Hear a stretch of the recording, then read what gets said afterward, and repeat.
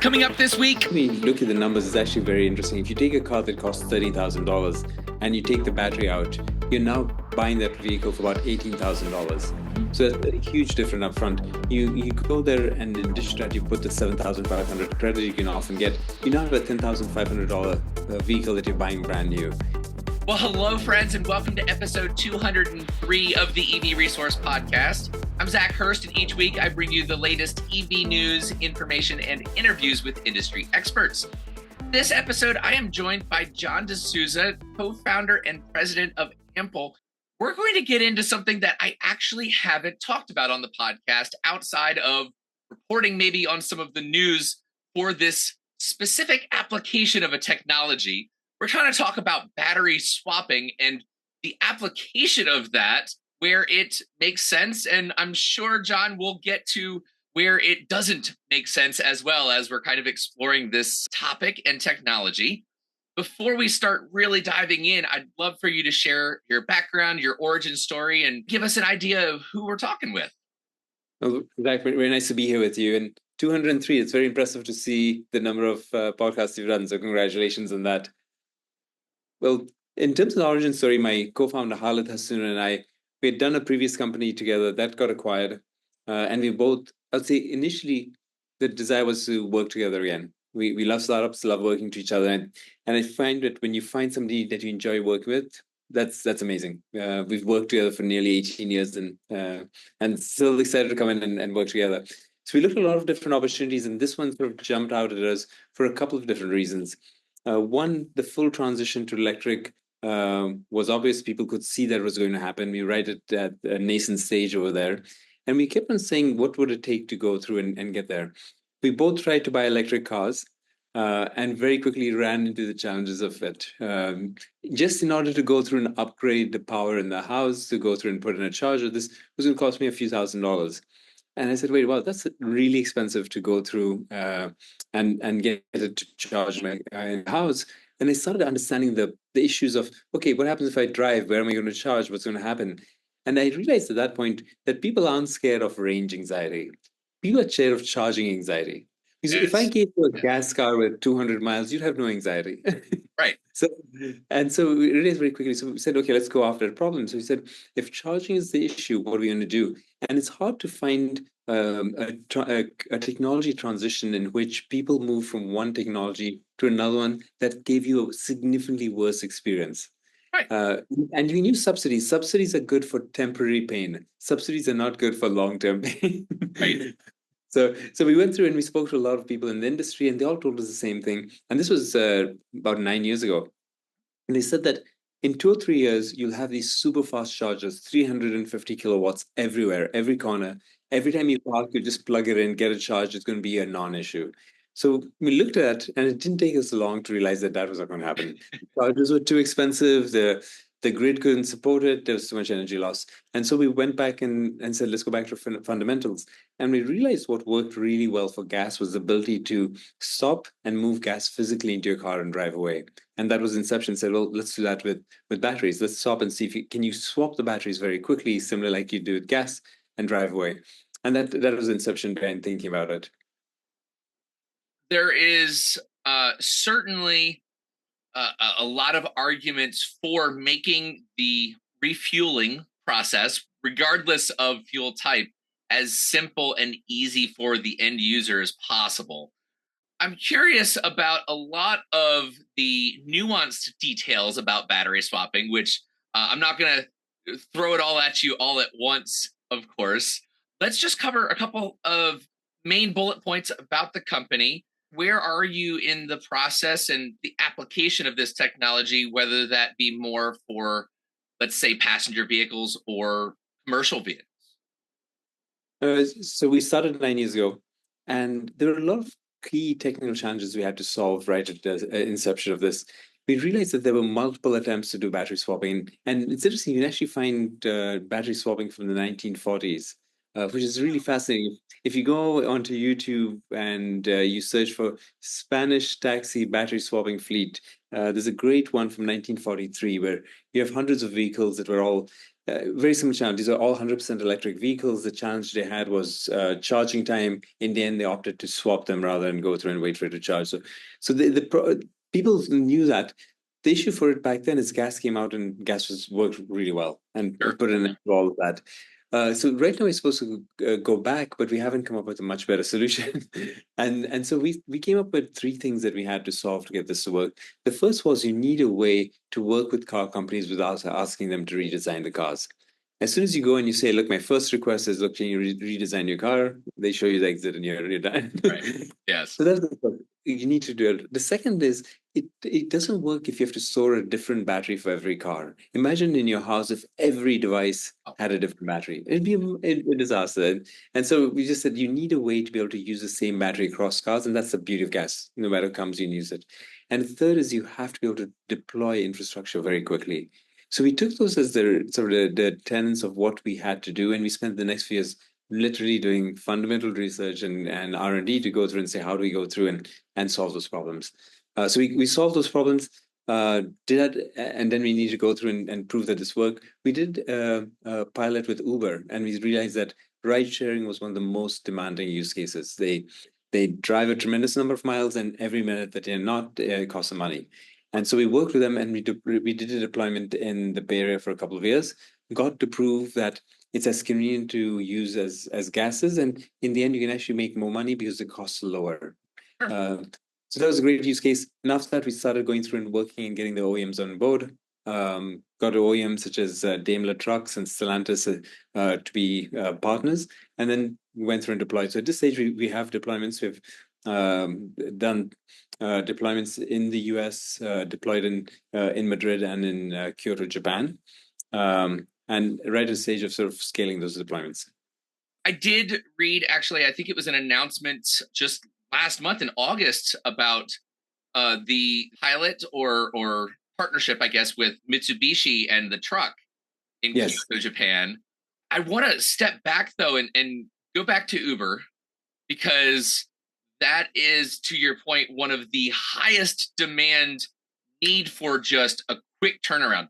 Downtime is not your friend when you're trying to make money. You only have a certain amount of time. What vehicles were used for that? So for that, actually, we went through and we just retrofitted vehicles. This is before we had any of the board. And we had, I think as an entrepreneur, you often have this chicken and egg problem. We can't get OEMs on board because we don't have customers. We can't get customers. We don't have OEMs. And so the way we broke that is we said, let's go through, we'll retrofit cars. And so we took a full set of Nissan Leafs and Kia Niros, retrofitted all of those and used those. So that was a great way to go through and say, allow us to prove the commercial efficacy and viability of this, and then take that data back to the OEMs. And then for the OEMs, we found with the OEMs is that if you can go find a problem that the top management cares about, it's very easy to get them to move quickly. And selling electric vehicles, I think one of the biggest impediments that they face is what do you do with charging infrastructure? Car companies make great cars. They're not set up to do infrastructure. Usually that's what the oil and gas companies are doing. They take care of it. So suddenly they're in a situation where the customer goes to them and goes, we want you to solve both. Solve the car problem, solve the infrastructure. And that's a big challenge for them because that's not what they're set up to do. Right. Yeah. Outside of Tesla, it wasn't until recently that GM and Mercedes, Porsche, and others have even ventured to try to work with that. And in many cases, they're outsourcing those things and white labeling, maybe throwing their name or logo up, either on the charger or in that site, not necessarily being the ones that are manufacturing the equipment and working on the software to integrate with the vehicles. So they haven't had to do that. And honestly, I don't think they should have to do that either. I mean, They need to focus on making what they make, making the highest quality product that they can do. I'd actually just throw one other thing is that often we think about it as a charging problem, but there's an additional problem that you have is you also have a fixed battery, which has a full set of problems that are independent of charging.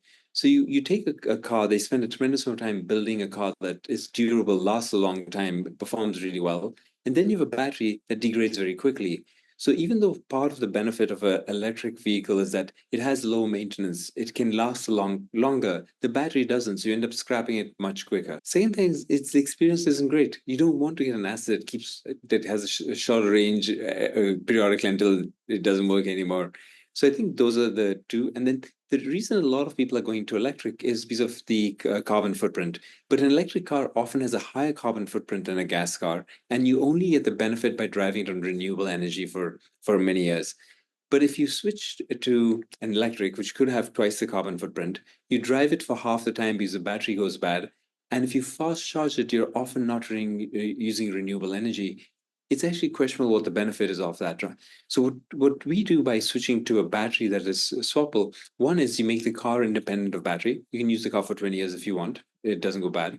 Second, we have the ability to introduce newer chemistries in your car, which means that if you keep your car for 5 or 10 years, it'll actually go further than when you bought it, which is a great experience that you have.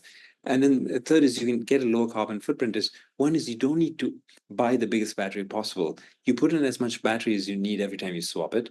You end up on average using a lot less battery. The car is lighter and more efficient. So, and you can use it much easier with renewable energy because you don't need to put in static storage between the solar panels and your car. The battery swapping station effectively provides that to you. So you get multiple benefits across the full value chain.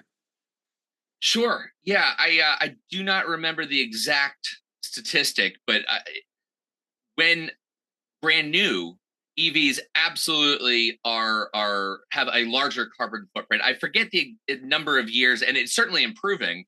Yeah. Where I think it's less than 10 years before you come across that threshold, and from an environmental aspect, Mhm. uh, so over the lifetime of the vehicle, if it's 15 or 20 years, certainly, to your point, that requires the battery to last that So, long as well.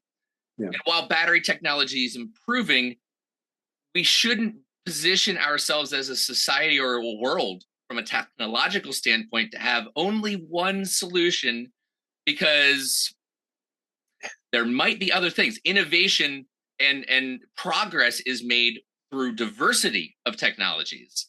Mhm. The thing I've loved the most about battery swapping is you're taking the cost of the most expensive component of the vehicle, and in many ways, depending on how the company that might be providing that is applying the solution, you are shifting the liability of that either through battery leasing. I know was something that I think it was Renault Yes. was doing for a little while, where if you're able to lower the cost of the vehicle, have a monthly payment or an arrangement to cover the cost of using the battery, not necessarily owning the battery. Well, now as a consumer, you're benefiting financially in many ways, which, of course, lower cost electric vehicles means that more people can have access to them. So that's Mhm. always something I've loved, aside from, of course, the very obvious convenience of being able to have a full charge in less than 10 minutes or so, depending on the process of the actual swapping that's happening.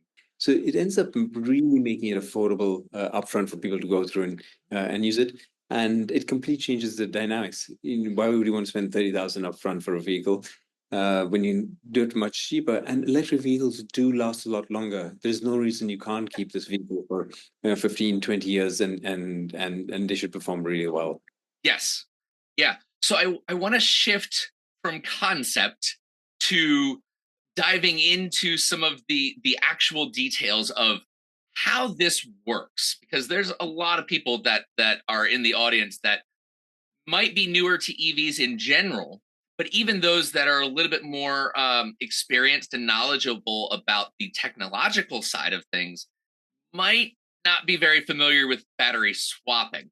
So generally, let's kind of explain what that process is. And because it's not like you've got two AA batteries that you pop out and like you know put new ones in. Obviously there's a lot more involved in terms of the connections to the vehicles, and cooling is still going to be important, because it's not just under charging that batteries get hot, it's discharging as well. So I don't know where you want to begin with that, but I think what are we talking about really, I guess? We take it two parts. I want to just take the second point first. It is an interesting one from a heating perspective. So we normally the time you have the most thermal buildup in a battery is when you drive it fast charge, drive fast charge. Yes. And it's very hot. Swapping has this unique way you drive, you take out hot batteries and you put cool batteries in. So the thermal profile is completely different. You never have that sort of thermal buildup. So it gives you a much better thermal profile of it. There's a couple of other advantages is if you need to service a battery, you do a recall right now. Bring all the cars in, it's very expensive, and go through and take the battery out. If you're servicing a battery in a swappable vehicle, when it comes to station, take the battery out and it's all taken care of. So it gives you those benefits. But practically, the way it works is that these swapping stations, and think of it as a car wash. You drive in, you stop your car, the car is lifted, the battery is taken out, it's fully autonomous, it's taken out from underneath the car, new batteries put in, you spend 5 minutes and you drive away. So it gives you a fully, you can stay in the car, you can go out, you don't need to say it. So from a practical perspective, it's very similar to filling gas, except it's fully autonomous and you don't need to do anything. So it's a very simple experience that you go through and do. And when we were doing this, the one thing we really wanted is right now whenever you know somebody who has an EV, usually it is a second car. They also have in the household a gas car as well, and they feel comfortable that way. It's very hard to go after people that have one car and it is an EV, and that's what they rely on for their living.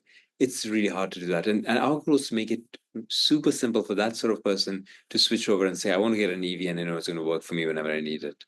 I absolutely love where this conversation is going. We're going to take a quick break and then we'll be right back at it. Hey, everybody. I just want to thank you real quick for watching, listening to, and supporting the show. Your support is what keeps this podcast going. To get all of the URLs, codes, deals, and discounts from our partners, you can go to ev-resource.com/deals. So please consider supporting those who support us. With that battery swapping process, that sounds fantastic, provided that everything works the way it's supposed to. I would imagine, because nothing is perfect 100% of the time, that there might be challenges or some fitment issues, or sometimes maybe if a pin on a connector is slightly bent and things don't work out quite the way they should. If it's fully autonomous for the user who is the one that is driving the vehicle that is having the battery swapped, how does a problem or an issue in that process, how does that get resolved quickly? So there are two parts. One is there's a lot you can go to mitigate failure in mechanical systems, and we rely on a lot of mechanical systems on a day-to-day basis, and there are many that are going to work very well, and you can bring it down. So, and a simple example is you mentioned too, disconnecting the connectors or the cooling. Well, that's an important part, and you can have issues there. So the way is that part of our battery, what we call a plate, stays in the car. It gets connected once and disconnected. And the actual part that is sort of locked and unlocked is very simple. So by keeping it down, rather than trying to make it very complex to move something really hard, we said, keep the complexity in there. Don't introduce it into a swapping process, and that'll allow us to go through and do it. The one other is also a lot of people thinking about swapping it. You could be taking out 1,000-pound battery, which it makes the robotics a lot more complicated. What we did is we actually broke it into small modules, and we take out modules as opposed to, and that simplifies a lot of the process. The way we do is we actually take out a tray and can remove the modules from that. But again, it simplifies the robotics, increases the reliability. But in terms of things going on, there are a couple of things. If there is an issue, for whatever reason, somebody's had an accident, comes in a car that's damaged, and it goes through underneath, it scans and goes, we think there's actually physical deformation of this vehicle and it shouldn't be swapped. That's a good example. It'll immediately, it won't do swap, it'll do the alert tier 1 support, which is not the remote operators who have the advantage of having 16 cameras, they can see any part of it, to go through and look at it and say, do we want to attempt to swap it? So the operator may come back and say, nope, this vehicle cannot be swapped and we shouldn't attempt it. Or they may come back and say, you know what, there are only 2 trays on this that can be swapped. Swap those 2 trays and tell this person this needs to get repaired. Give them partial energy and let them go through. Suppose something else happens and the vehicle actually has nearly no energy and you can't swap it. They can call field support, and then we have field support and actually can get there and go through and help them and say, look, your vehicle is actually pretty badly damaged. We shouldn't be supporting it. Let's figure out an alternate solution for you. It occurs to me from the way you were describing that the one of the largest challenges from the company perspective, the service provider perspective, would be building out the supporting infrastructure from service, from customer service, to even a certain number of battery, in this case, modules that need to be on hand at each swapping site for to be able to respond to the demand of the expected vehicles. You almost need to have more batteries. Well, no, you would have to have more batteries than vehicles in order to be able to facilitate this process. That to me seems like it would be potentially a significant cost burden for the service provider, for you all. So there are 2 things. One is in terms of the batteries. So you have about 10% extra batteries. Every 100 cars, you have 10 extra batteries. But what's interesting is often people are fast charging a battery. So if you buy a 50 kilowatt hour battery, people, when they fast charge it, and we're focusing initially on commercial fleets, is they don't use the last 20%. So they buy 50%, 50 kilowatt hours, and they use only 40 kilowatt hours. So you have 10 kilowatt hours that you paid for carrying around and don't use. So we can actually use a 40 kilowatt hour and give you exactly the same range, or use 50 and give you more. The second thing is we don't require you to what you think about as hoarding battery. You know, right now people buy the biggest battery for the one time they might need a long trip. With us, on average, you can buy a lot less and use a lot less. So what we find is that on a system level, if you have a fleet of vehicles, you actually end up buying probably about 20% less battery, including the ones outside the vehicle, than you do if you do it charging, in which case you're buying the biggest battery possible. Putting it that way clears that up for me entirely. That makes sense. Where, to expand the, at this point, former concern, sourcing battery materials and that whole supply chain, the demand now is greater than supply of battery cells has the ability to manufacture them. So naturally, I think about these things all the time. So that was another thing. But yeah, if you are focusing on the inefficiency of matching the appropriate size battery for the use case, and you're solving that inefficiency, well, now that's where that that kind of fills in that gap. And honestly, I would have thought it would have been a lot more than 10% that need to be on hand. So that's great. That I love hearing that. And when you think of a car coming in, the car comes in, swaps. That battery is then available in a couple of hours for the next vehicle. But that's, say, car is not coming back for a while. So that is what allows you to rotate one battery multiple times and keeps the ratio down. Sure. So with the batteries themselves, because we're not fast charging, and to be fair, most electric vehicles don't get fast charged as their primary way of recharging.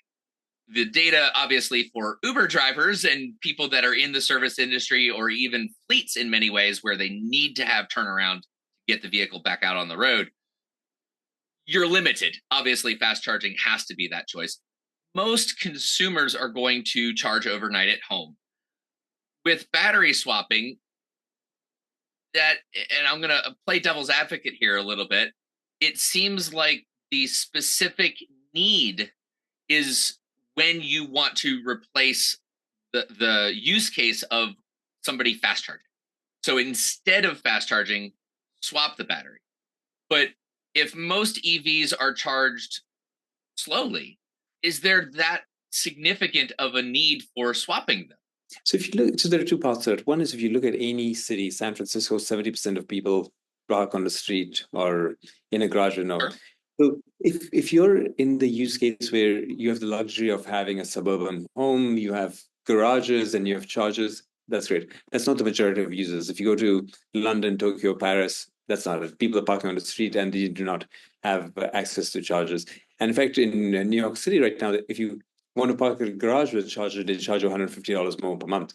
So they go through. The majority of people don't have access. The people who do have access with suburban are also the people who probably have a gas car. So that's the use case in which what people think is the typical use case, a minority of use case, but it's what people think is the typical is that you charge at home, you drive in the city, low mileage. If you can go long distance, you take the gas car, and that's the relation works well. But we're not going to get the majority of people in this world to switch over with that use case. If you're parking on the street, you're not slow charging it. You're not going to spend a few hours every other day to go through and charge it. You're going to go and try and get it done as quickly as possible. So those people are majority fast charging it, at least 50 kilowatt or higher.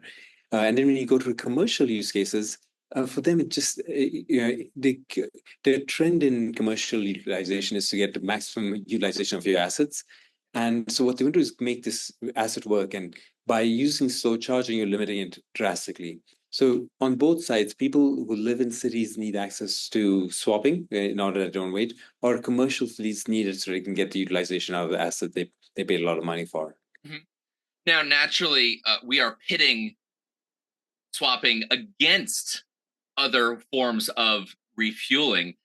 In many ways, I almost would love to see a future where both are available to the end user to use it how they need to, just the same way you have multiple different charging options available now. And I think a very good point. We do believe in coexisting of multiple ways. We allow batteries to be charged as well. If you're home, charge it. But when you need to swap it, swap it. So I think you're right. There's no reason you need to have one. You need to have multiple ways in which you can go through and tackle this. And I think the ability to remove the battery solves a lot of problems. You don't need to worry about somebody else taking care of it. You don't need to worry about recycling. Currently, a big problem is recycling. How do you get the batteries back at the end of life? And with us, they naturally come back. We can also average batteries. If you take a battery and you don't drive a lot of miles, it actually degrades over time. So right now, people look at if it's a gas car, 7 years old, not that many miles, it looks really good. A battery is not the same. Even if you don't have a lot of miles on it, it's degraded. So what we do is we can average usage across a pool of vehicles. So no one person takes an undue burden of depreciation on the battery because they're not using it that much. You average it out, and that way you keep the cost down for everybody. So I think China is a good place to look at what's happening with battery swapping. Battery swapping has become prevalent across the country. They have thousands of swapping stations deployed. And for companies that offer both swapping and charging, what you find out is the majority of miles get delivered through swapping rather than charging, a lot more convenient. I think you'll start seeing that across multiple other countries, starting with the commercial fleets. They don't have an option. They need to do it. If you think about autonomous like Waymo, it's electric. You put so much to get that electric vehicle, and that electric vehicle spends a lot of time charging. So I think we'll go and see it. And then in cities, you'll see it as an option where people don't have another way to go through it. So I think it'll coexist with charging when you can charge at home or elsewhere. That's a natural thing to do. But I think you'll start seeing swapping a lot more at geographies. The last one is as countries go and push for automakers to use local batteries in each country, swapping becomes a natural option because then you can go through and comply with the different requirements very easily. And at the end of life of the vehicle, it's easy to swap the battery even to another chemistry, another type of battery, and sell it in a different country, which is very similar to what we do right now with gas. I like it.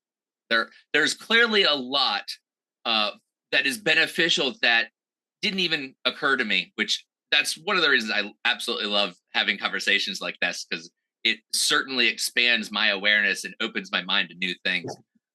So I want to be respectful of your time. I expect there's a lot of people that'll be very curious and want to follow along with the advancement of this technology. What's the best way for them to stay connected with Ample and keep kind of track of how you all are doing and what you're doing? So we do have a good blog on our website, ample.com, that goes through and tracks it. And we do have over the next few weeks, we'll have a few very big announcements coming out. So I hope people do follow us. I think we want to get to different geographies. And so I hope we'll be close to your listeners very soon. Okay, great. Well, John, I want to thank you for taking the time that you had to share with us about this. This is definitely something that you've sparked even more curiosity in me. So I'm going to probably pour myself into this and definitely follow along with what you all are doing. Well, thank you very much. I enjoyed the conversation. I really hope you've enjoyed this podcast and want to thank you so much for being here. If you haven't left a review or rating on Apple Podcasts or Spotify, I'd really appreciate it. And if you have any feedback for the show, questions for me, or just want to reach out and say hi, you can email me at hello@ev-resource.com. The EV Resource Podcast is a production of EvoSpark Media Group and is supported by viewers and listeners just like you. Supporters of EV Resource on Patreon include at the director tier, Rajeev, Narayan, and Andy Cooper, and at the executive producer tier, Christopher Lawrence and Dave Laansma. To get ad-free episodes of the podcast, free EV Resource merchandise, support recognition, and to join in the community discussion, you can head over to patreon.com/EVResource. I've been your host, Zach Hurst. Thank you so much for watching and listening, and I'll catch you next time.